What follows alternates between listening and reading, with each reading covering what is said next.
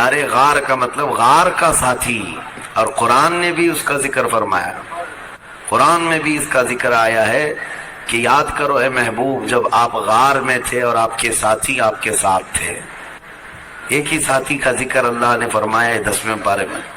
اس غار میں جانے کے بعد حضرت ابوبکر صدیق نے حضور پاک صلی اللہ علیہ وسلم کو باہر بیٹھنے کے لیے عرض کیا، خود جا کر اس غار کی پوری صفائی فرمائی اور اس کے سوراخ کو کپڑے پھاڑ پھاڑ کر کے بند کر دیا کہ کوئی کیڑے مکوڑے نہ آئیں، اور نبی پاک صلی اللہ علیہ وسلم کو غار کے اندر لے جا کر آرام کرنے کی عرض کی، لیکن ایک سوراخ پر آپ اپنے پاؤں کی ایڑی لگا کر بیٹھے تھے۔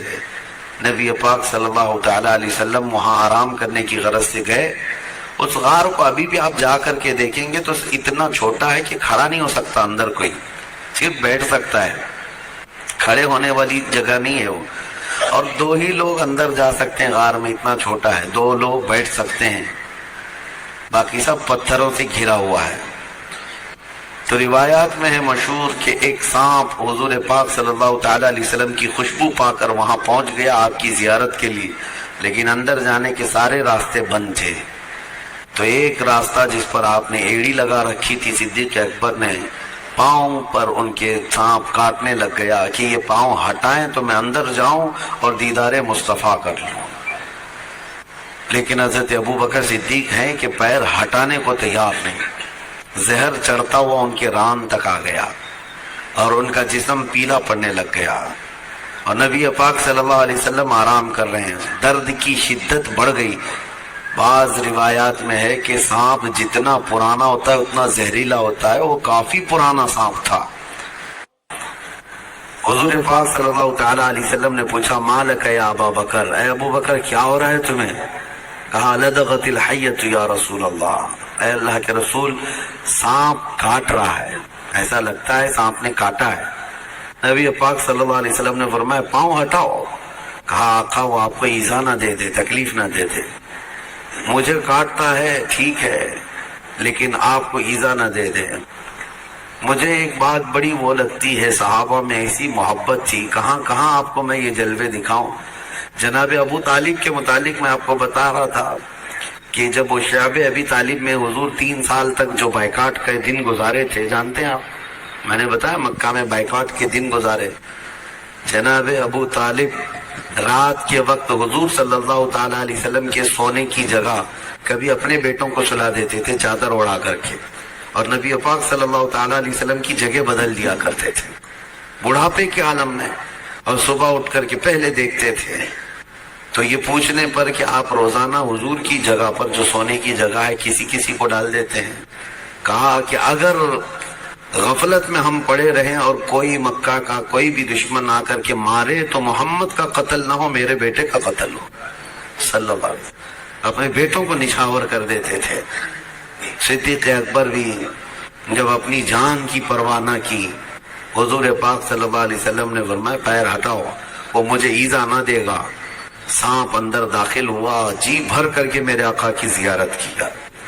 نبی پاک صلی اللہ تعالی علیہ وسلم کی زیارت کے مشتاق دنیا میں کون نہیں ہے سوائے ابلیس کے؟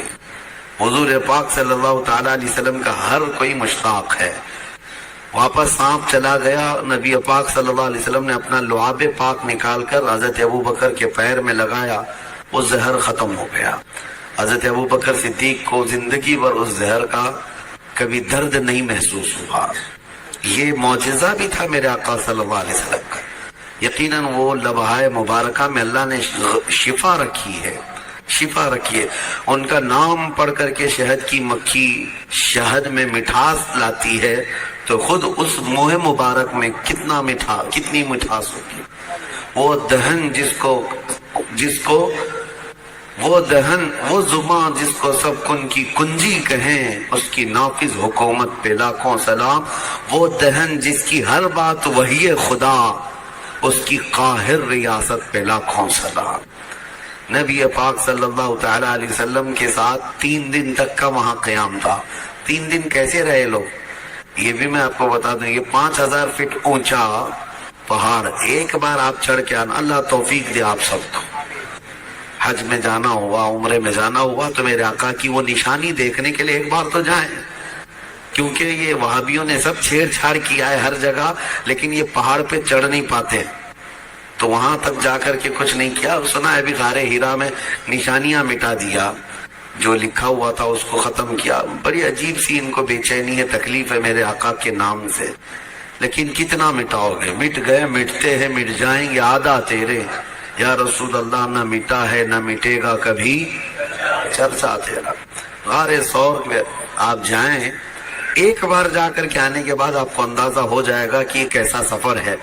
لیکن ان دنوں میں 3 دن تک جب تک میرے آقا تھے، حضرت ابوبکر صدیق کی بڑی صاحبزادی حضرت اسماء دن میں 2 مرتبہ جاتی تھی کھانا لے کر کے اور پھر واپس آتی تھی.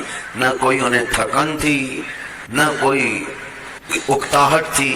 اسی لیے صدیق اکبر کا جو گھرانہ ہے وہ میرے آقا صلی اللہ علیہ وسلم پر لٹ جانے والا گھرانہ ہے، بے پناہ محبت کرنے والا گھرانہ. اور صدیق اکبر کی ہی گھرانے کو یہ اعزاز حاصل ہے پورے صحابہ میں کہ حضور اکرم صلی اللہ تعالی علیہ وسلم کی ذات پر حضرت ابوبکر کی 4 پیڑھیاں صحابی ہیں. باقی کسی کو یہ اعزاز نہیں ہے. 4 پیڑھیاں، یعنی حضرت ابوبکر صدیق کے والد بعد میں ایمان لائے، ابو قحافہ، وہ صحابی. حضرت ابوبکر صحابی. حضرت ابوبکر صدیق کے ایک بیٹے ہیں وہ صحابی. حضرت ابوبکر کے پوتے وہ بھی صحابی.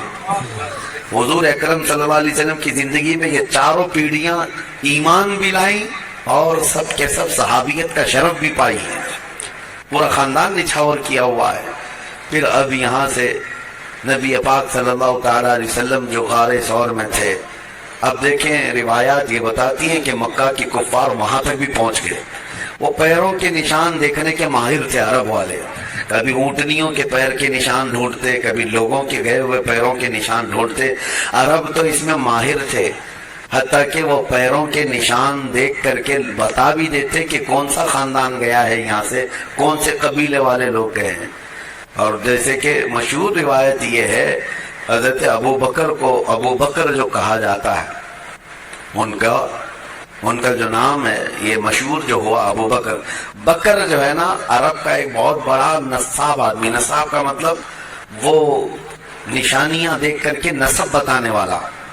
اس کا حال یہ تھا کہ وہ پیروں کے نشان دیکھ کر کے تقریباً وہ خاندان کا پورا بایو ڈاٹا بتا دیتا، بایوگرافی بتا دیتا کہ کون سا خاندان کا آدمی یہاں سے گیا ہے. تو وہ بکر بہت مشہور تھا کہ نسب پورا بتاتا ہے.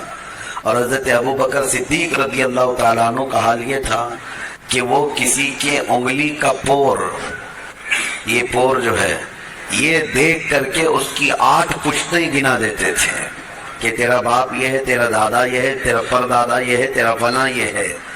حضرت ابوبکر صدیق نسب کے اس میں اتنے ماہر تھے، اسی لیے آپ کو کہا گیا وہ تو بکر ہے جو ایک خاندان بتاتا ہے. یہ بکر کا باپ ہے جو 8 پشتوں تک بتا دیتا ہے، ابو بکر.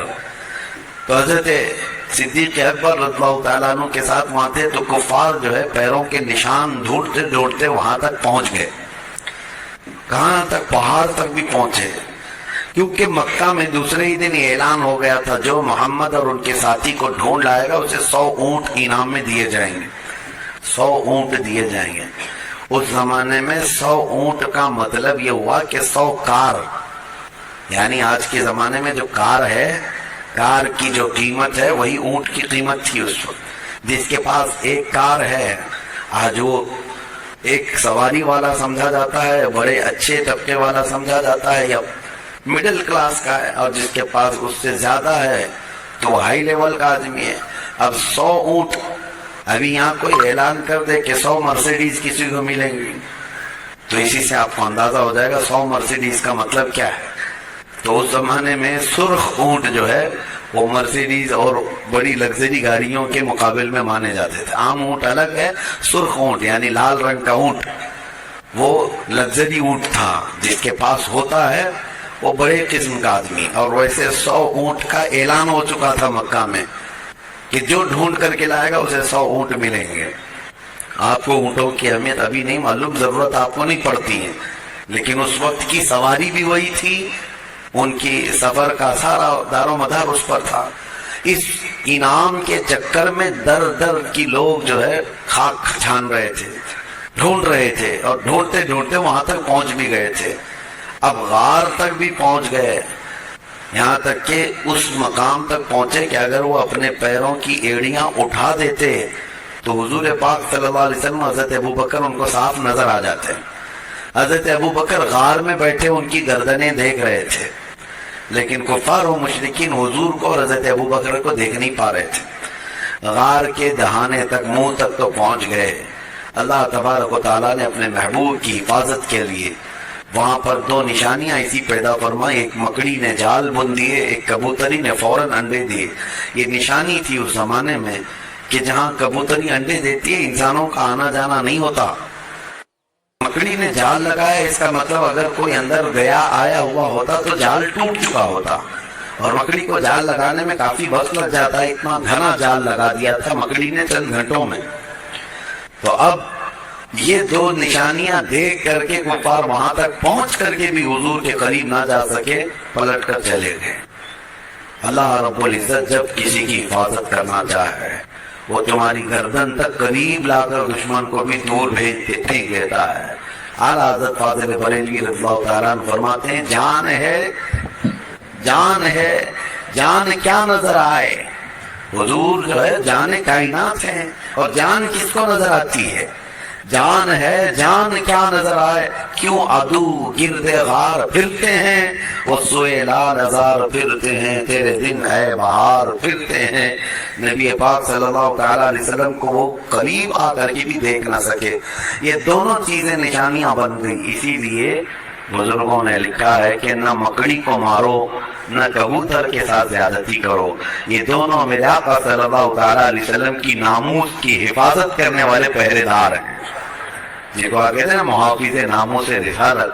یقیناً میرے آقا صلی اللہ تعالیٰ علیہ وسلم کی عزت کی پہرے داری کرنے والی مکڑی بھی ہے اور کبوتری بھی ہے, اور دونوں عزت پائے ہوئے لوگ ہیں. مکڑی کو مارنا منع ہے, ہاں بس یہ ہے کہ اس کے جال کو صاف کریں لیکن اس کو نہ مارے. بعض بزرگوں نے حیات الحیوان, ایک کتاب حیوانات, علامہ کمال الدین دمیری رحمۃ اللہ علیہ کی, اس میں تو انہوں نے لکھا ہے کہ مکڑی کو مارنے والے کو کئی طرح کی بیماریاں لگ جاتی ہیں, کئی طرح کی بیماریوں میں وہ ملوث ہو جاتا ہے. اس کو نہ مارے اس لیے کہ اس کو اعزاز ہے میرے آقا صلی اللہ علیہ وسلم کی حفاظت میں اپنا جال بن دیا تھا. اور دوسری چیز کبوتری کا بھی ہے. کبوتری ایک ایسی, کبوتر نہیں سمجھ لے, ایک ایسا پرندہ ہے جس کو اللہ تعالیٰ نے یہ اعزاز بخشا ہے. آج بھی اگر کوا آ جائے تو بھگا دیتے ہیں, کبوتر آئے تو کوئی بھگاتا نہیں. حرم کی ہر مینار میں آپ کو, مسجد نبوی میں, خانہ کعبہ کے اندر, سب جگہ آپ کو کبوتر ہی کبوتر نظر آئیں گے. بے حساب کبوتر بھرے ہوئے ہیں, لیکن کبھی آپ جا کر کے دیکھنا نہ مسجد نبوی میں وہ بیٹ کرتے ہیں نہ حرم پاک میں کہیں پخانا ان کا پڑا ہوا ملتا ہے.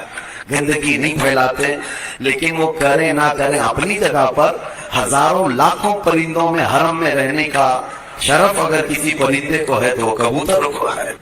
وہ میرے آقا کی جالیوں کے پاس بھی آتے ہیں. نبی پاک صلی اللہ علیہ وسلم کے گنبد پر اپنا بسیرا کیے ہوئے ہیں ہزاروں کی تعداد میں. بہرحال وہ ان کی قسمت ہے, اور اللہ تعالیٰ نے اس کو یہ اعزاز دیا. خالی وہاں مکہ اور مدینہ میں نہیں, آپ جہاں کے بھی مقدس مقامات دیکھیں گے کبوتر وہاں مل ہی جاتے ہیں. کبوتر کی یہ فطرت مزاج ہے, وہ مقدس مقامات میں اپنا گھر بناتے ہیں. مسجدوں کو, مزارات کو, وہیں پر وہ اپنے گھر بناتے ہیں. یہ اعلیٰ نسب ہونے کی بھی علامت ہے اور اچھے اشرف مزاج ہونے